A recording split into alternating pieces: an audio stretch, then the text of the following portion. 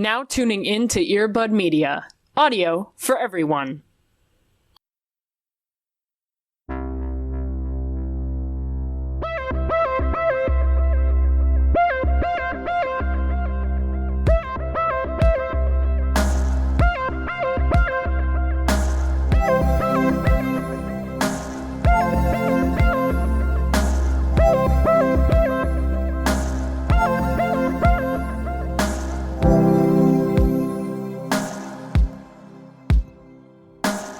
I unfortunately said this week, but I do believe it to be true, and I might put it on a business card.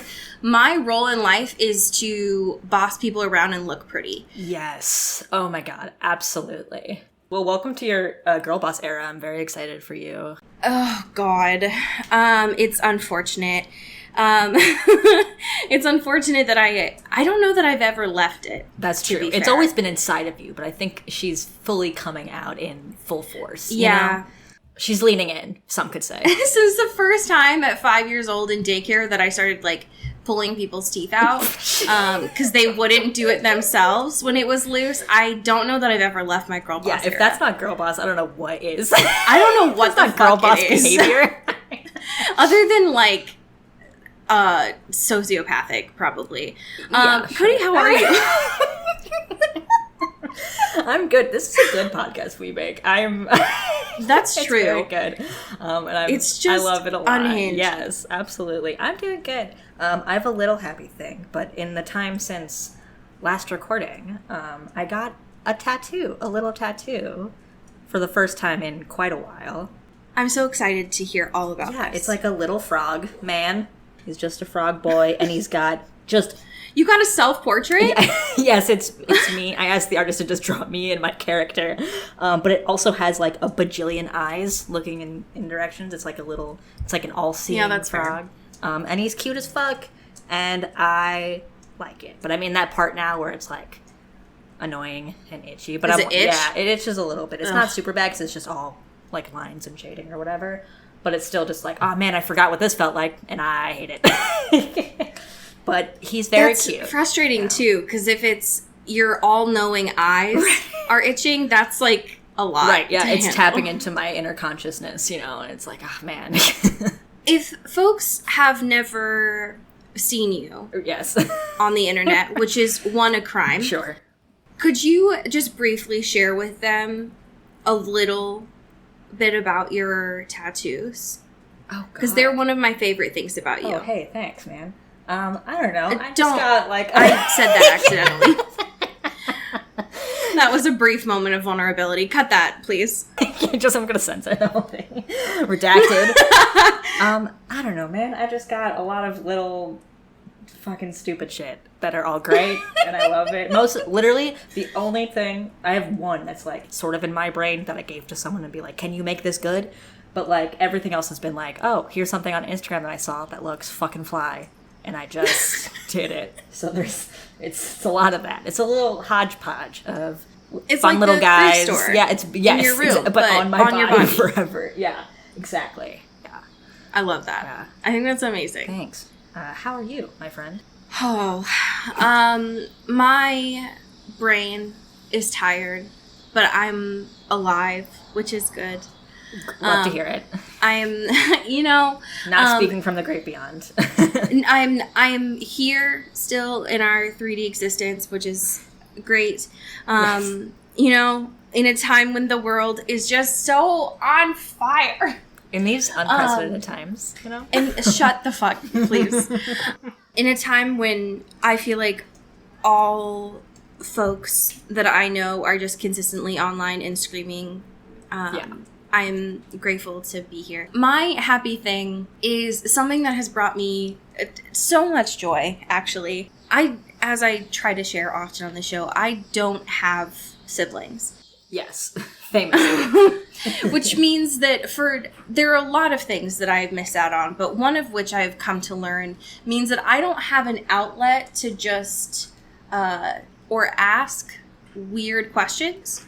And one of the things that I was so grateful for is a couple days ago, Twitter user named Sydney Battle, which is a badass name. That is sick as fuck. it's a cool last name, shared a screenshot of a text conversation that they were having with their sister, specifically their younger sister, who, I will just give a synopsis of this. Their younger sister asked if dragons were real.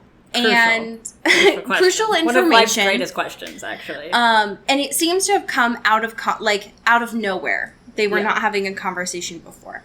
Their younger sister was like, I don't want to ask you this because I don't want you to tweet about it. And then proceeds to put it on Twitter. And then exactly does proceed to, in fact, screenshot this and then put it on Twitter. As is the right of an older sibling, I feel, you know. And Sydney's crucial response was to just say their sister's name, of just like, Marissa. Like, this brought me an immense amount of joy because, one, first of all, Marissa, I relate to you. I often have to think about, like, no, wait, dragons were real. And then I have to be like, oh, shit, no, they were not. Oh, man. I do love the strong ability of Sydney's to be like, no, I won't tweet about this. And then we'll absolutely screenshot this and post it on Twitter. You can trust me, for sure. For I sure. got you. I'm No your worries. older sibling. You absolutely can trust me. But I will rat you out to all of my followers. So I love that a lot. I can't relate to it, but I do love it. It's a mood and a vibe. I will say, as a youngest sibling, I got played like that exclusively, almost constantly. So I see myself in here, in this tweet. I am sorry. I can't relate. No, it's incredibly funny. It's part of, that's the experience, you know. My Sydney was Ash Jeeves. Just typing "Are dragons real?" into AskJeeves.com. Yes or no, please, Jeeves. Please, Jeeves. Hey, stop, Jeeves. please. Hey. Jeeves, you can't judge me on this, okay? You have to promise me. Hey, Jeeves, no jokes. What does affection feel like? Jeeves, is home good? What does home feel like? No. That feeling when you unload all of your traumas onto Ask Jeeves for a form of connection in this cruel world. Yeah, it's really fucked up. Hey, speaking of fucked up, we have one current event this week. It's the most important thing that we need to talk about. This is hot off the presses. This is aggravating as fuck, but fully new Twilight news. Yeah. Unfortunately, Stephanie has done it again. I regret to inform you that Ficklefish Films has tweeted and has done another crime against graphic design. I'm not mad. I'm just I am mad. I'm right. not. I'm mad.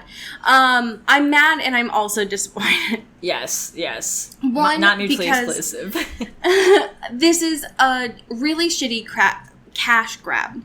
Yes. But it's not even a, well thought out, beautifully illustrated cash grab. So, to catch you all up, if you take care of yourself in the way that we cannot, and you don't follow Ficklefish Films on social media. Yeah, learn from our mistakes. Please, you don't have to. We unfortunately have to. They are releasing an all-new collection of paperbacks. All of the books. All of them.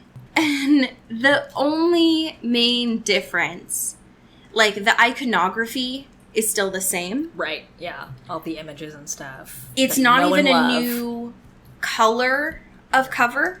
So, we all know about, the white covers, which was a huge deal. Right. They currently are most known as being the black covers, both paperback as well as hardcover. Right. These are still the black covers with the same iconography. Not a lot of, imagination going on here. No. The only thing that they took creative liberty on was the worst possible thing. Which is they decided to go X Games mode on the font. The crime against typography. Oh my god. In these covers is upsetting. They basically make them so big that they aesthetically, right, cut them in half Yeah. And just like weave them around in like a disjointed sort of way. But only on some. Only on some, which is hilarious because Twilight, the first one, it's like huge. And it's, I would say, the ugliest one, at least of the core groups. It is horrible because the cropping on it is like nightmarish. And also the second eye in Twilight is like already cropped like in the middle. So it looks fucking messy as shit. And it's huge. I have a personal vendetta against the eye. Yeah. Both in Twilight and in Eclipse. Yes. And the thing that pisses me off most about that is that in the cover, in the mock-up cover that they did for these, it's not the same with Midnight Sun. No. They didn't bleed it over in the same way. So they didn't have to do this. They didn't have to do it. And it's also so funny looking at New Moon, and they just said fuck it on the concept. They just said, nah. Let's just make it real big and just center it. And that's all, folks. And like the original book. Yeah. Also, I don't know if we've talked about this, but the font for Life and Death is something that is so it personally kills offensive to me. It kills me because it's not the same. No. If you're gonna do this and you're gonna be like, oh, it's like twisted and everything's like topsy-turvy, like you can still have the same font, babes. Yeah, I think people are gonna know it's still Twilight. It's fine. We have a green apple instead of a red apple. Like, we got it. We know. Good. It's different, but the same. You know, it's visually communicated there. I mean, it's not communicated for colorblind folks, but, like, we got it. Definitely not. It's a gray apple then, but, like... Right. The thing that pisses me off the most about this, like, if I was in the creative team doing this, right. You have a black set and you have a white set. Mm-hmm. And we know that when we think about, like, at least for the books anyways, we have the color visuals of black, white, red. Why the fuck have you not done a set in red? If you actually want if you want your fans to buy a whole other set of books, why would you not do it in a color that they don't have yet? Right. Because it's like, it's not different enough to warrant buying a whole new box set. It's just slightly worse in small instances, and in some cases big font instances, but like this is not a fancy reimagining of what they looked like. It's like, no, this is just totally amateur basic shit. Like 100%. For why? And why? It makes me think of that fucking like Vine of the pastor. Why? And it's one of the other things too that makes me violently angry, and this isn't even funny, it's just a shitty choice on their part. You can tell that they didn't research this from, like, they didn't test these out on customers, like, on their fan base. Totally. Because if they had sent these out to a group of, like, select fans and had them test it out, they would know, because all of the responses on every social channel has been like, nah, we're not gonna buy these. They're ugly as fuck. Yeah. They're ugly as fuck, and we already have these. So what is the incentive here? Yeah. It's just, it is a bummer. It's a bad business choice. And also, the font is killing me. It's horrible. It's horrible. It's so bad. What do you think those spines look like? I want to see a spine reveal. What are those sides? It's just Bella cracking her spine from Breaking Dawn on all of them, surprisingly. Yeah, honestly, if they were brave enough to do something as visually stunning and captivating as that iconography, maybe they'd have a chance. Maybe. But no, they're cowards. No. It is disappointing that at every possible opportunity, they don't respect their fans. No. It's like, here's some more slop, you fucking, like, you're gonna eat it all up anyway. You get your full box set. Yeah. Like, come on. Especially when so many more folks are, like, returning back to Twilight. Right. Because of the fact that it's more accessible to them on Netflix. Right. This is what you're gonna give them? Really? Yeah. Come on, girl, give us nothing. Yeah, the fact that you're still stuck in 2005 and you haven't updated your brand at all. Yeah. Gross. Why? What's going on? Nasty. Where's the flavor? There's none. There Zero. is none. Anyways, we have a listener question here. Would you like to read that for us? Absolutely. This is from Michelle, whose subject in, I cannot stress enough, all lowercase. Another vote for you to read The Chemist at some point. And Michelle writes, you claim to love when Stephanie writes heist, so it's time to put your money where your mouths are. Smiley face. All right, sensing a bit of a threat from Michelle. Okay, Michelle. I do appreciate the hostile energy at the jump. I think that's great. In case you need more convincing, there are trained attack dogs in the book. It's terrible. Please read it. And then said XOXO Gossip Girl, and they're reading Vampire Academy for the first time with us, which is great. Hello, Michelle. Thanks for joining us on the ride. Sorry, what the fuck is The Chemist about? Yeah, gun to my head, I could not tell you at all. No clue. In this gripping page-turner, an ex-agent on the run from her former employers must take one more case to clear her name and save her life. Okay. All right, Steph. Unsurprisingly, Stephanie, this is 608 pages. Jesus fucking Christ. Is she required to only make books that are over 600 pages? Yeah, it's like in her writer. She's like, I have to. That's my... Also, this was put out like 2 weeks before our podcast started. It was days after the election. That's... damn. like the election. Whoa. Interesting. Michelle. Giving us things to think about. Yeah. What do you think a 300-page Stephanie Meyer book would look like or feel like? Feel like hope, probably. Sure. Yeah. I would imagine that it would actually feel like it had a plot. Yeah. Instead of just shoehorning any sort of sense of plot in the last 80 pages of any 600-page novel. Yeah. Oh my god. Okay. This is the last thing that I will say about The Chemist. I forgot that one of the things that they posted on their website was the fact that The Chemist was supposed to be made into a TV show. Oh, fuck. Yeah. But that, never happened. Well. So, here's what I'll say, Michelle. If that ends up ever happening, I would be very interested. Yeah, for sure. Okay. I have a backstory to read for you, a Twilight backstory. This was sent in by Ashley, who confirmed that I can say their name. Great.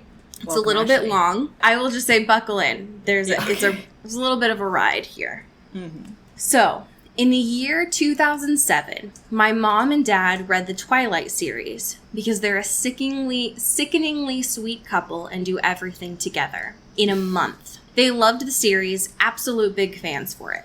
My mom was for sure Team Edward all the way. I don't remember what team my dad was. Either he didn't care or he was on Team Jacob. When the first movie came out, I had to be around 9 or 10. Oh my god. When the parentals went out and saw it without us because it was released on my mom's birthday. Mom thought it was trash, but in a good way. Well, my dad has a superpower where he can easily separate the movie from the book.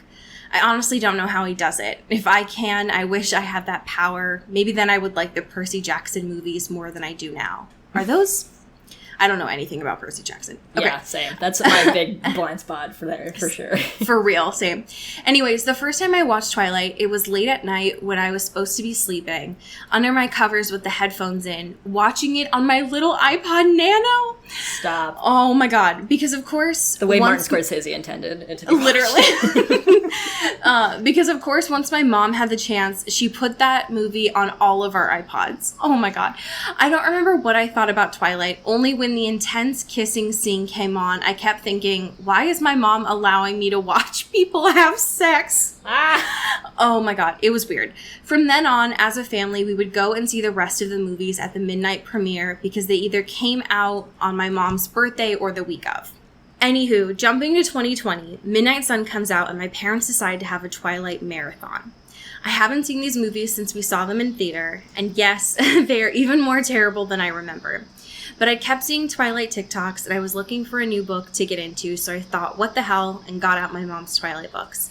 Now, do I still hate them? Yes. They're trash, and the characters' decisions are stupid. Don't even get me started on Bella during New Moon and Eclipse.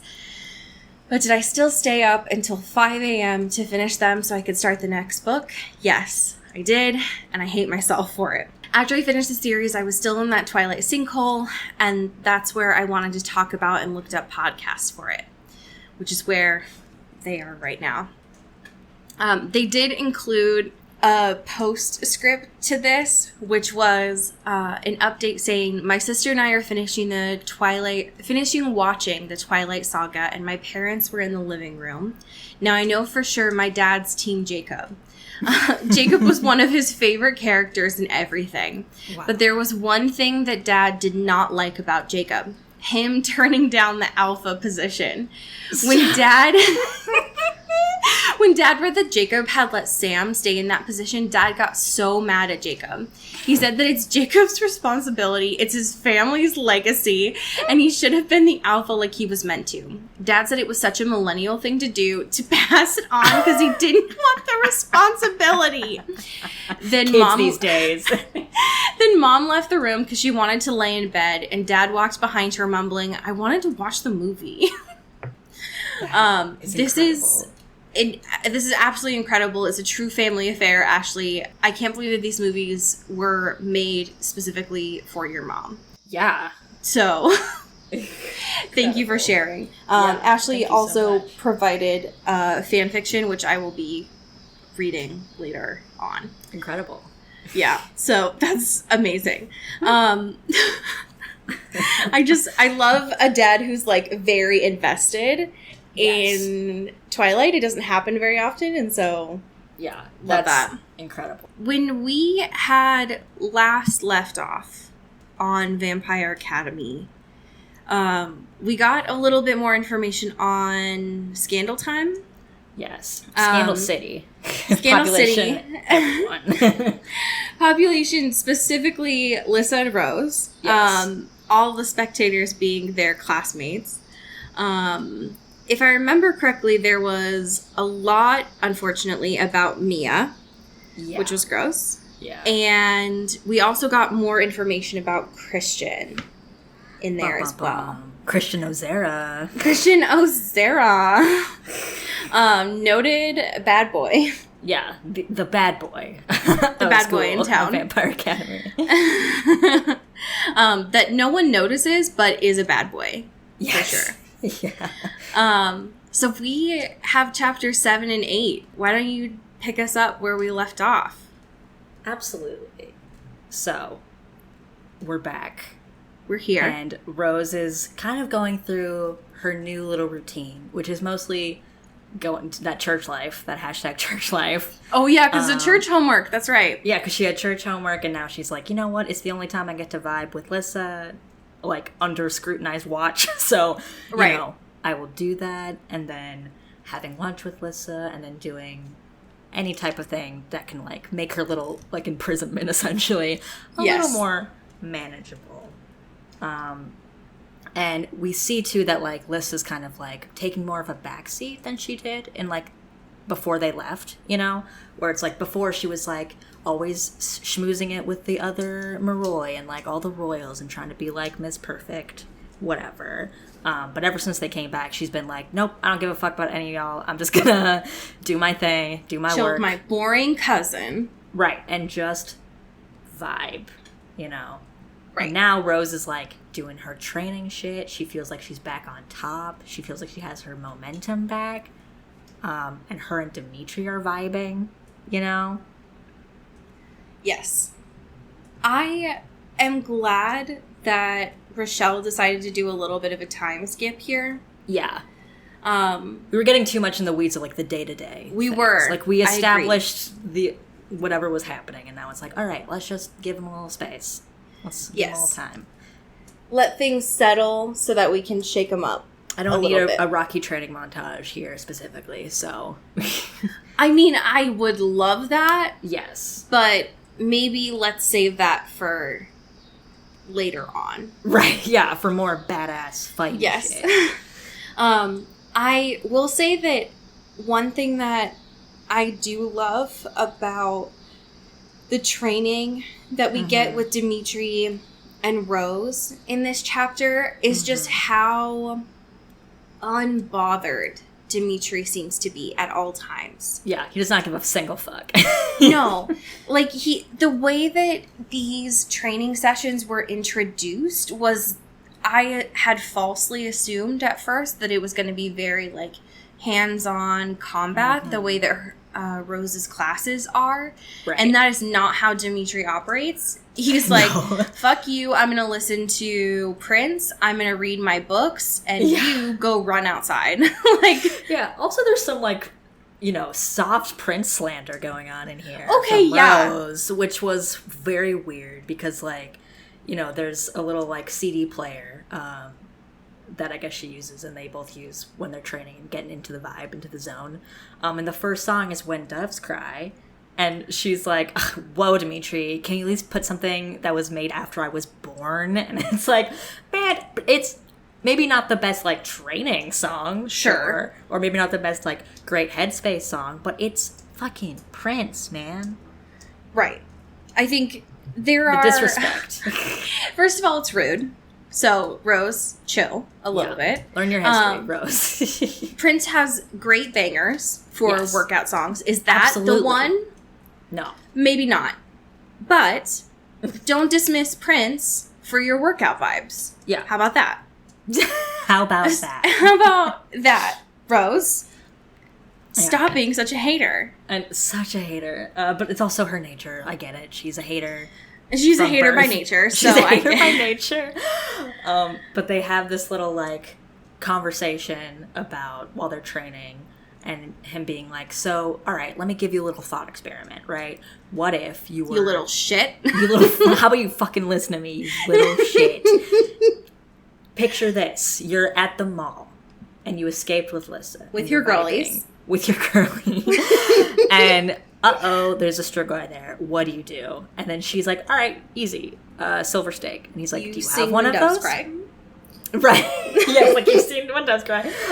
You perform a musical number to scare them away. But she's What like, I learned easy. from Glee is you just Great.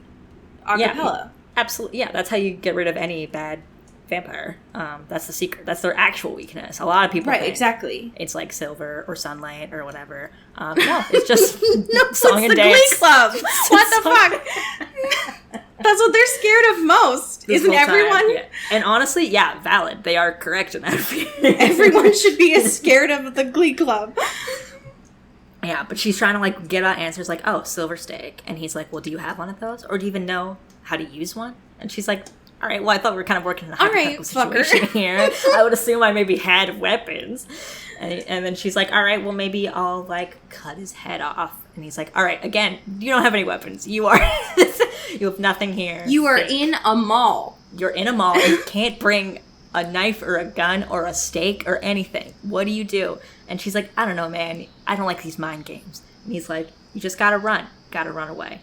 And now they're doing this whole little, like, cut scene to her running and training and stuff. And she's like, fuck this. I hate this.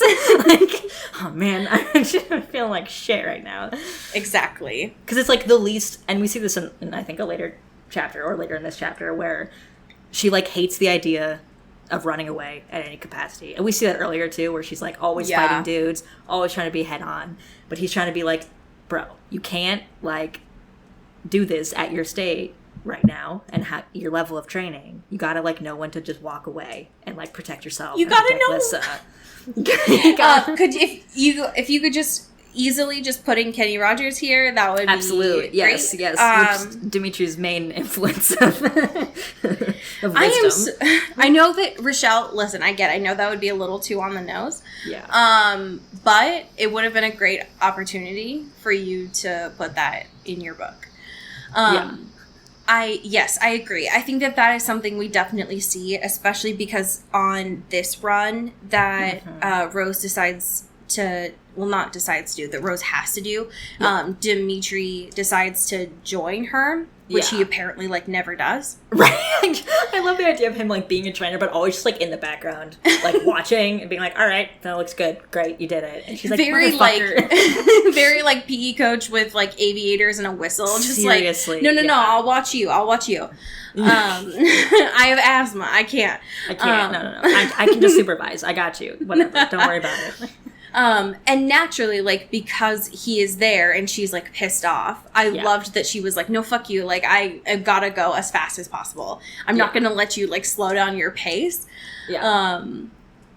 Which is very...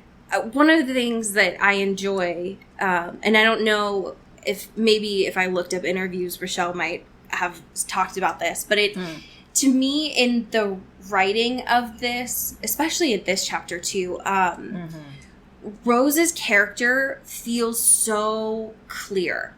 Yeah. And I can't tell if this is just like Rochelle's writing skill or if it was just like Rose as a character in general is so prominent that like any writer would be able to just like channel that energy. Yeah, for sure. Yeah. And I feel like it's probably a mix of both, right? Like there's obvious talent that's there. Yeah. But there's also like strong, you know, vibes associated with her. 100%. Can, like, tap into in a lot of different ways, you know, and really get that kind of easily or like somewhat easily. Absolutely. And it made me so sad too, because like at the end when Rose was like, hell yeah, we just like shaved that time off, like I'm getting so fast, dude. I love like, this. Look We're at killing that. this. Yes. We're doing such a great job. That she wasn't really able to like celebrate at all. Right, because she gets bad vision. The Bond TM. Bad TM. The Bond babes are back. Bond babes. The Bond is here, and it is not looking good, folks. She gets like a strong like pain in like her chest, and like she can see Lissa like crying and like very visibly upset, and she's like, I gotta go, dog, and doesn't even tell Dimitri. She just runs. She's just like, I gotta go.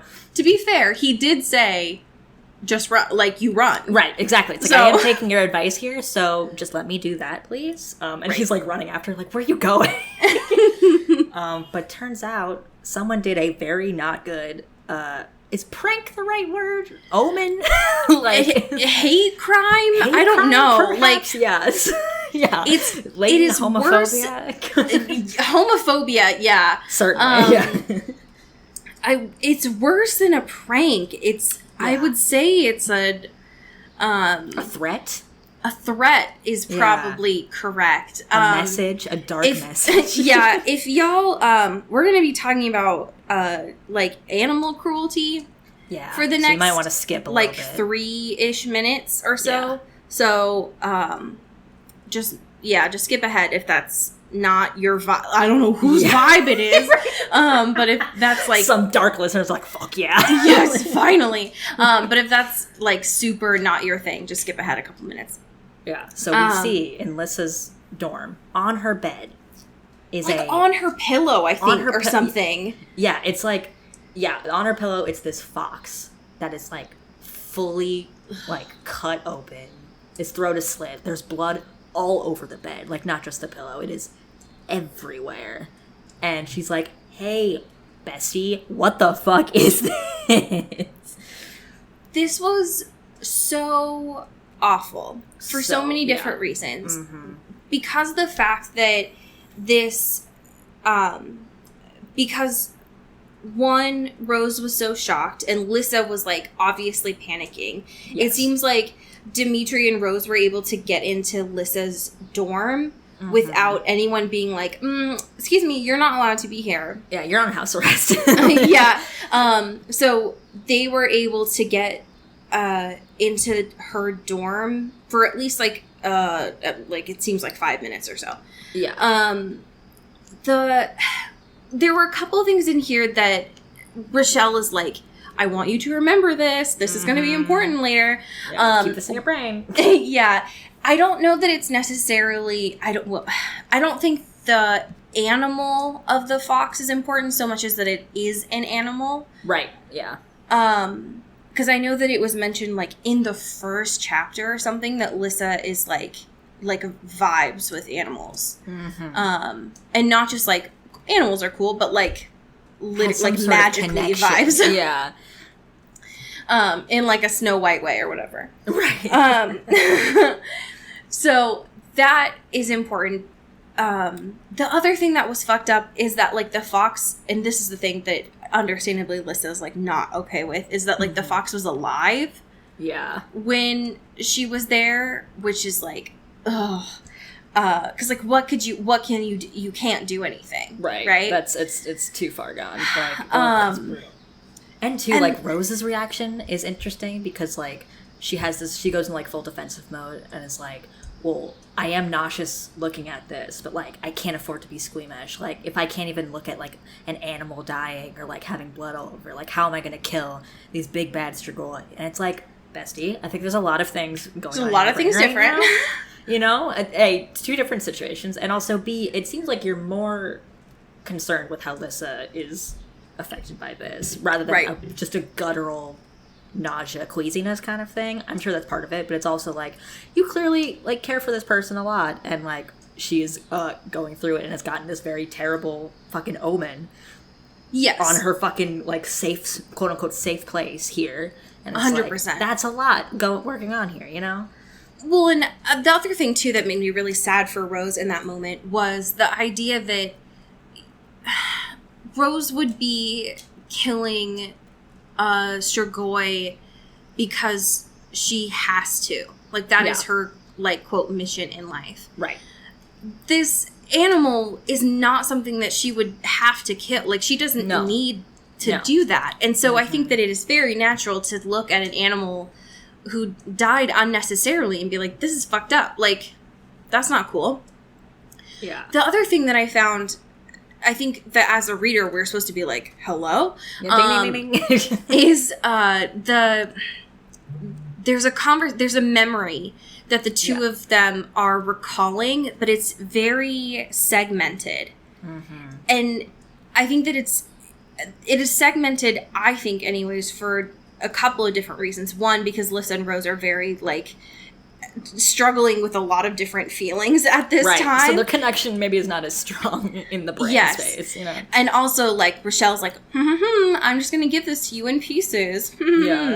Like, this whole fucking book has been so far. Yeah. But there's something about a similar-ish situation. Right. From, like, 2 years ago with a raven, perhaps? A big bird? Yeah. And 2 years ago was also when their bond started with the, like, death of her family. Like, 2 years ago was that important time period. A lot of tense memories, you know? Yeah. And it would also make sense that, like, Lyssa doesn't have clear memories from 2 years ago because trauma. Yes. So, I mean, same with Rose, because they were both in that accident, so. Right.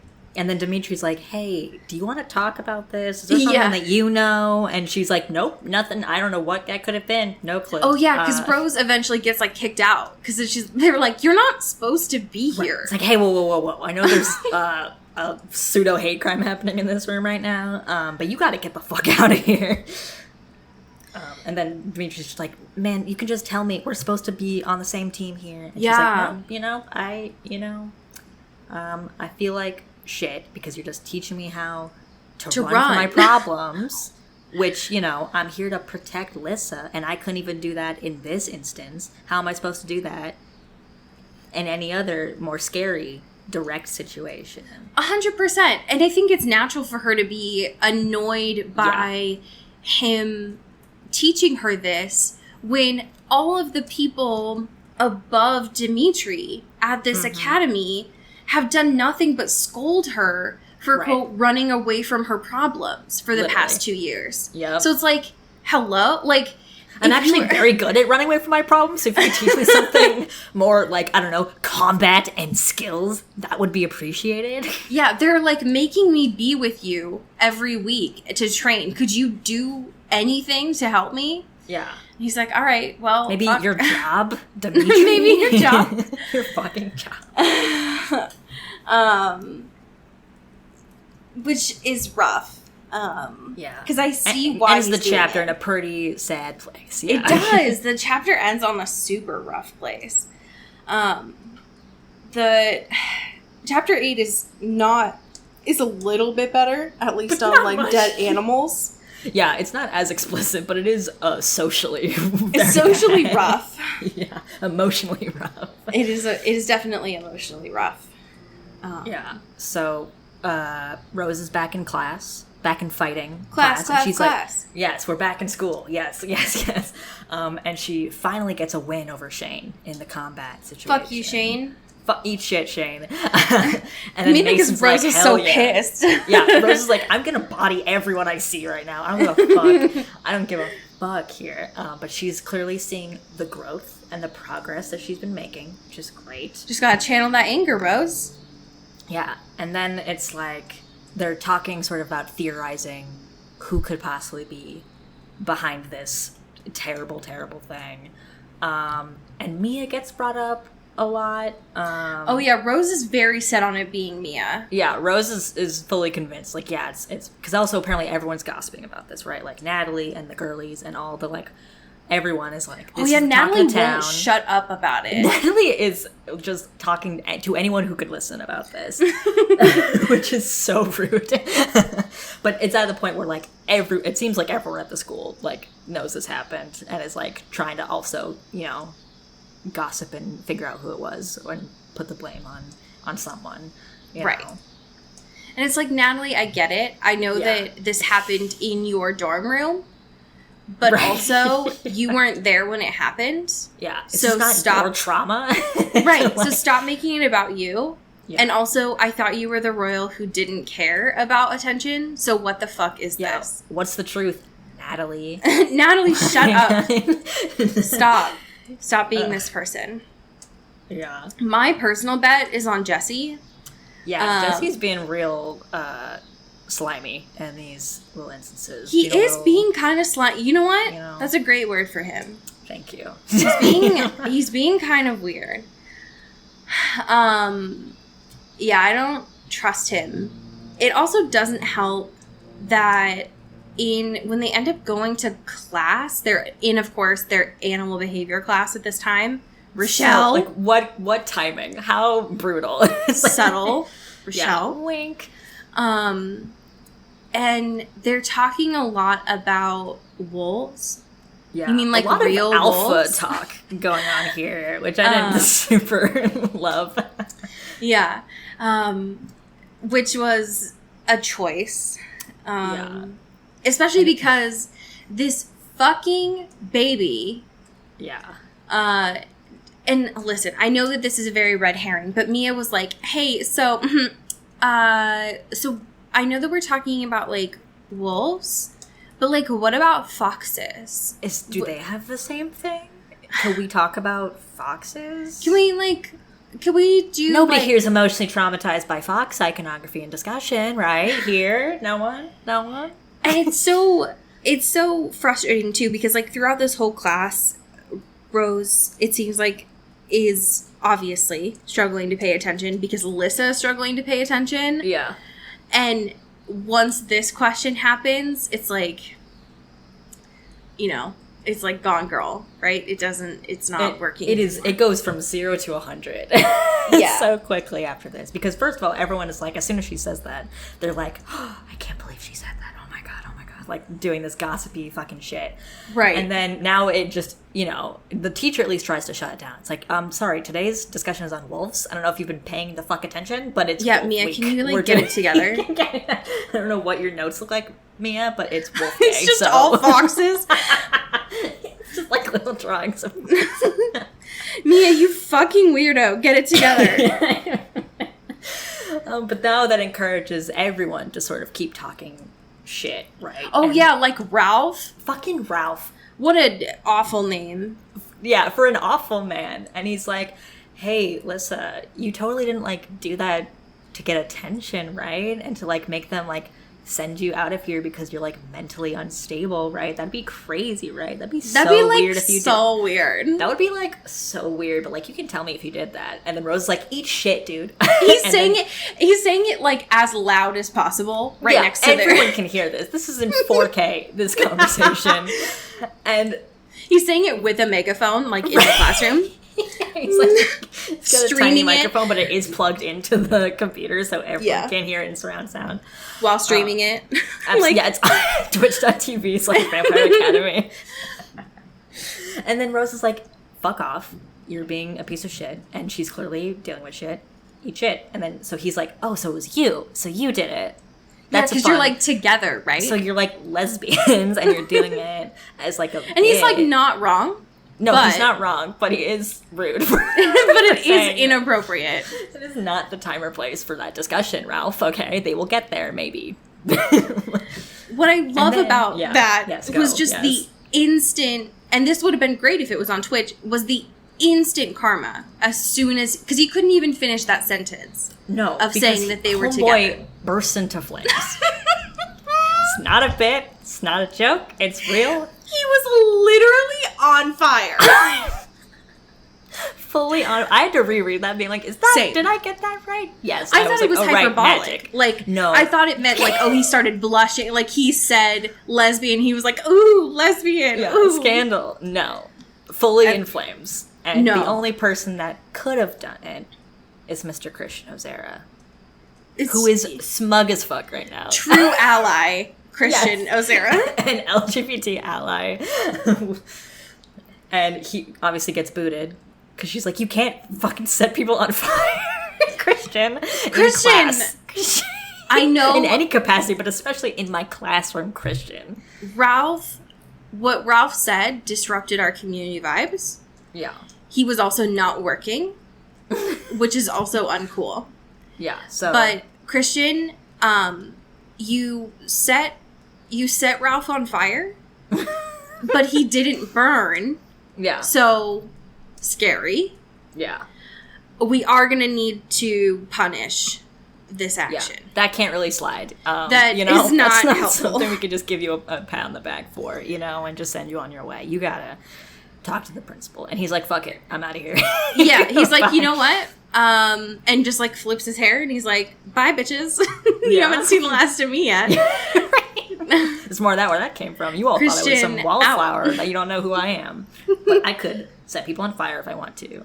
And So- apparently what Christian did is not normal, not just because like you know, classroom management wise. Right, yeah. Definitely not like socially normal.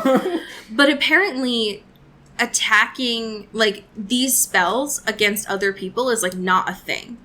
Right. Which is, first of all, wild, because my only point of reference for this, of like an academy of people who do spells is her program.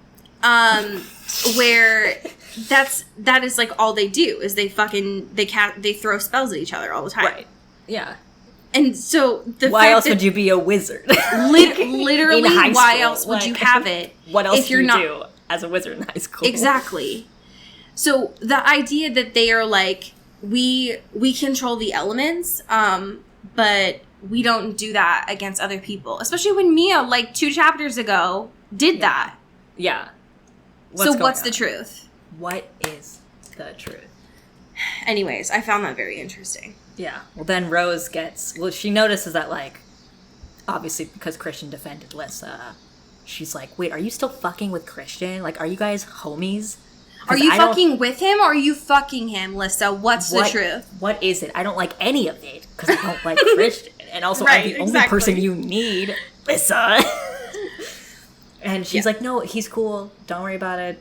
We're not like, whatever. We're just hanging out. And he's been fine to me and he's safe. And she's like, he is definitely not safe. Ralph was on fire. Did you see that? That's not safe. That's not safe. That's the opposite of safe. Definitively. Right. Lissa. Yeah. You don't just set someone on fire and call that person safe. So Yeah. No. he needs a warning label. We need more of these labels. Can someone order me labels, please? Yeah. Yeah. But apparently they're having this little like tiff in the hallway. And fucking Mia is there like, trouble in paradise? Like, Mia, you've done enough. Allegedly. Allegedly. Allegedly you've done enough. I don't want to hear shit from you. Yeah. So, interesting. Especially because Rose is like annoyed by it. But the end of this chapter, I'm very curious about your opinions on this. Because I assumed that like the Bond TM was only when like Alyssa was open to channeling, but apparently it's not. Yeah, and I think that's from what she establishes or what's been established. It's like usually she just kind of like has no control over it, right? Yeah. Or just like she is tapped into it in moments of Alyssa's like very emotional moments, like super stressed or super like hardcore emotions, right? And she can't plan when that is or when that happens, so she just kind of gets transported to wherever the fuck she is, right? But this is the first time I feel like that she's trying to do it intentionally through like, you know, meditation and like, you know, soft thoughts and like really channeling and focusing on it so she can get like more of a like be in there, you know, in just a regular state of mind and know what she's actually thinking, you know? Yes. I can't wait it's for also the... interesting too. Please. Oh, sorry. No, but like, I think it was in the first chapter of this week too that like they had a really nice moment where, after the whole Fox incident, where Rose is like, "Hey, are you good? Like, how are you feeling?" And Alyssa's like, "Well, you can kind of feel that, right?" And she's like, "No, I want to hear it from you though. Like, I want you to vocalize that to me. I want to like just be in your brain, you know, and just only get stuff that way." Yes. You know, which is nice. And this is like an interesting bookend of that. I agree. I can't wait for the end of this book, like the end of this whole situation, to be the two of them essentially doing what the two kids in Dragon Tales do. Oh my god. Where they just have to like connect their two souls together to like solve the big bad. Yeah. I have no idea how this book ends, but that's just what I imagine in my heart. Yeah. So you know what? Place your bets now. We'll circle back at the end and see. I mean, I could very much like spoil it for myself, but I genuinely don't want to because one, I don't think it would make sense because this whole book doesn't make sense to me. But also, I just want to be surprised. So. Yeah. Next week we have chapters 9 and 10. Double digits, baby. The only thing that we know is that Rose is tapped into Lyssa. Yeah, and she's hacked into the mainframe. Yeah, she's in. So that's all we know. So we'll go from there. We have some fantastic patrons to thank. Yes, we do. Would you like to start us off? Absolutely. Thank you to Mallory Hardwick. Thank you to Katie Black. Thank you to Kylie Minty. Thank you to Alex Dornan. Shout out Carrie Goldberg. Thank you to Mickey Meyer. Wow. Yeah. Wow. Thank you to Rebecca Cullen. Thank you to Mulch Gray. Mulch. Thank you to Taylor Brown Town Lautner. Thank you to Jasmine Anastasia. Thank you to Bailey Christian. Thank you to Cassandra Bomer. Ooh, yeah. Shout out Kristen Strider. Wow. Thank you to Julia Stewart. Thank you to Megan Pattinson. Thank you to Cassandra O'Shea. Thank you to Rachel Seeker. Ooh. Thank you to Ashley Dragomir. Ooh, Dragomir. Yes. Thank you to Maddie Facinelli. Thank you to Genevieve Morgan. Ooh, ow. Thank you to all of our moms. Kelly Beck, Queen Mom. Thank you to Sophia Salinger. Ooh, yeah. Thank you to India Peach. Thank you to Sarah Blythe. Yeah. Thank you to Laura 40. And last but certainly not least, thank you to Abby Penn. Hell yeah. Ooh. We have a fan fiction that was sent in by Ashley from our listener backstory. Thank you, Ashley. This fanfiction was written by Frankie Quinn 13. Great. This is titled Sex Ed with Carlisle Cullen. And it was published on October 27th, 2014. The summary of this is, I wanted to write a story in which Carlisle experiences extreme confusion and shock, so I figured what better way than to make him teach a sex ed class for the Cullens and the pack. There are a lot of drawn-out explanations, I know, but the story isn't half bad, especially when the vampires and wolves start asking some interesting questions. So I'm going to read from chapter 1. The doctor took a deep, unnecessary breath, and when he deemed it quiet enough to speak, doing his best not to flinch at the heavy scent of wet dog that hung in the air. I'm sure I've met most of you, so most of you know who I am, but for those of you who don't, I am Dr. Carlisle Cullen. I'm a physician at Forks Memorial Hospital, and I was asked here today to conduct a lecture on sexual education. Some of the students shifted uncomfortably, while some were already trying not to laugh, and the Cullen kids looked more or less the same. Of course, after witnessing his children's romantic escapades over the past 50 years, Carlisle really doesn't expect much of a reaction from any of them. I understand that some of you may be a bit uncomfortable with this particular subject, but believe me when I say that the discussion today will be beneficial to all of you in order to maintain a safe and healthy sexual life. The blonde shifted his weight a bit from one foot to the other when a girl he recognized as Jessica Stanley raised her hand. This will be a lecture, so I'm going to ask you to please hold all questions until the end, at which point I'll answer any queries you may have. Jessica seemed to give a brief huff before sinking back into her seat, and he continued. Before we start, I'd like to make it clear that while I'm sure that some of you are already engaging in sexual activities, it is still best to remind you that sex is a very intimate act and shouldn't be taken lightly. That's why it's important to do it with someone you truly care about, since the memories of your first time will follow you into your adult life and can hold disastrous emotional and psychological after effects. End scene. Wow. Oh, man.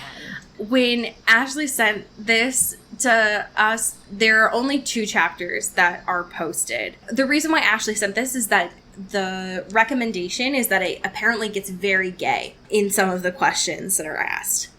So, but Carlisle, from what it seems like anyways, is incredibly thorough in this lecture. So if you are interested in reading it, there are over 7,000 words. Folks, thank you for being here. And from us here in the Pacific Northwest, Get bit. and get whipped. Ooh. And don't set people on fire, actually. Yeah, don't, as a rule of thumb, yeah. Yeah, don't do that. Yeah. Into the Twilight is an Earbud Media production. You can follow us on Twitter at Into the Twilight or on TikTok at Into the Twilight Show. You can find me at Cody Corral on Twitter and Allie at Alexandria Does. And you can support us on Patreon at patreon.com/Into the Twilight. We have merch, so much stuff. All those links are in the episode description. And make sure to rate and review us on your favorite podcast hosting platform. It really helps the show. Thanks. Bye. You've been listening to Earbud Media Production. Earbud Media, audio for everyone.